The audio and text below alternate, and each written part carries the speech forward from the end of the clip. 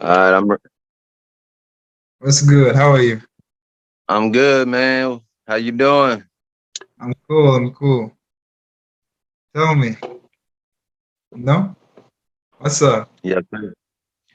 Nothing much, man. Just figured we could handle this earlier than later, you know. Yeah, that's better. You caught me off guard, but it's okay. How am I looking? Is the camera okay? I don't know if Yeah, everything looks good to me. all How right. about on my end? Yours is blessed. That's Okay, good. cool, cool. All right, so the same as what we did yesterday, but this time less detailed, like focus on the questions. Yeah, so that I can post this. Okay. Is that cool? All right. Mm-hmm. So the first question was, who is delusional? Well, delusional is clearly me. um, Yeah. the name came from doubters and naysayers, and people used to call me delusional for wanting to be a rapper, and if I had any success in it. So I just took the name and ran with it, and here we are. That's nice. Um, you can tell us some more about your music career, like how you started, what you've been through, like what we talked Okay. about, but try to All right. summarize. Yeah. So I started my first rap was written in 1998. I was 12. All right. Um, I didn't start taking it seriously until about 2004 when I dropped my first album called The Platinum Punk, which was like a punk rock and hip hop fusion. Okay. And so and then during that time I got with Insane Clown Posse and them and started recording with Jump Steady, who is Violent J from ICP's brother. Okay. And he did an album and I was featured on the album, and I was also his hype man during that time.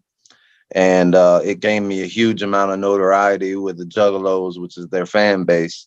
And to this day, I still get a lot of respect and love from the Juggalos. So, it's awesome, bro. And then, I dropped my second album. I did the Dirty White Boys group around 2005, 2006. Eventually, we got signed with Universal. Um, and we went on MTV Spring Break with tour with Little Flip in Mexico and the southeastern US. And things were looking lovely. But during that time, I started getting on drugs and selling drugs, and so that stopped my growth because I got caught by the police, and I ended up going to jail, and I had pending cases, so I couldn't leave the state, much less leave the country. So I couldn't go back out on the next MTV Spring Break tour, and it kind of messed things up. All right. That's nice.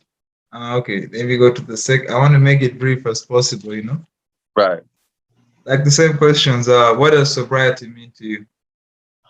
To me, sobriety means just being clear headed and having your focus and being driven. You know, um, there's some people can't control their drug intake, and like me, and like many others.